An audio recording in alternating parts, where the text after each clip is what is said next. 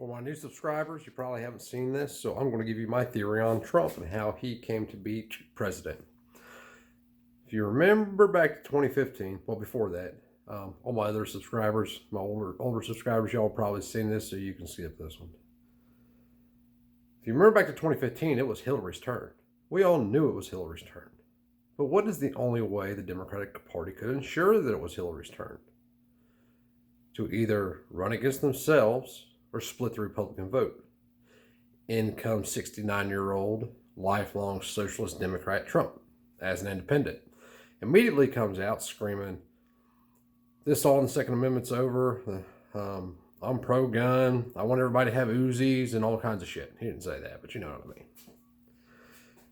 And he gained so much support, the Republican Party drafted him. He got drafted. He didn't wake up one day and say, I'm Republican.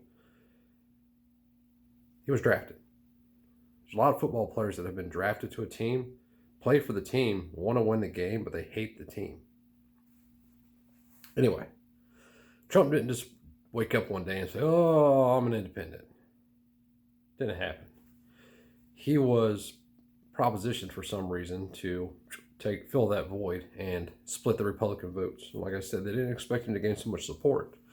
And then once he did, cat was kind of out of the bag. I mean, he could have screwed it up, but, you know, people like power, and why would you come out and say, oh, I was bullshitting. I'm taking over all your guns. I want to do things like the bump stock ban, fix NICS, extend the military surplus import ban, call for national red flag laws, copy and paste a Democratic Mass Act into an executive order that bribes states to enact red flag laws, and support the TAPS Act. Why would he do all that?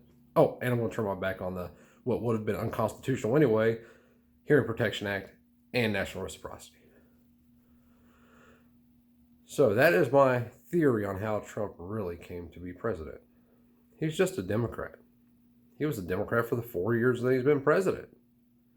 If I wrote down everything on the piece of paper that Trump did and slid it in front of you and said, well, did a Republican do this or did a Democrat do this? Chances are you wouldn't know who did it because you don't research it.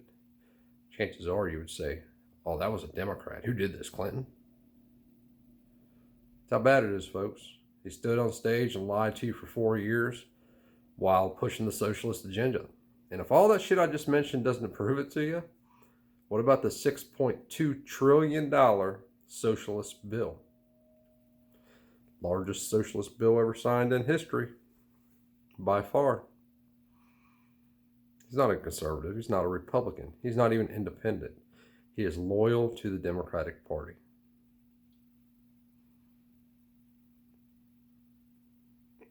That's it. That's what happened. The biggest hoax ever pulled on the country was that Trump was a Republican. And all they had to do was polarize the country, make this side believe no matter what their people are right, make this side believe their people are right. The people themselves fought against each other the whole time, while government, which is one animal, there's not two sides of government, it's one thing, kicked back and just did what they wanted to do, stealing a little more of our freedom every day. So that's why I say supporting Trump is supporting them, because he is them.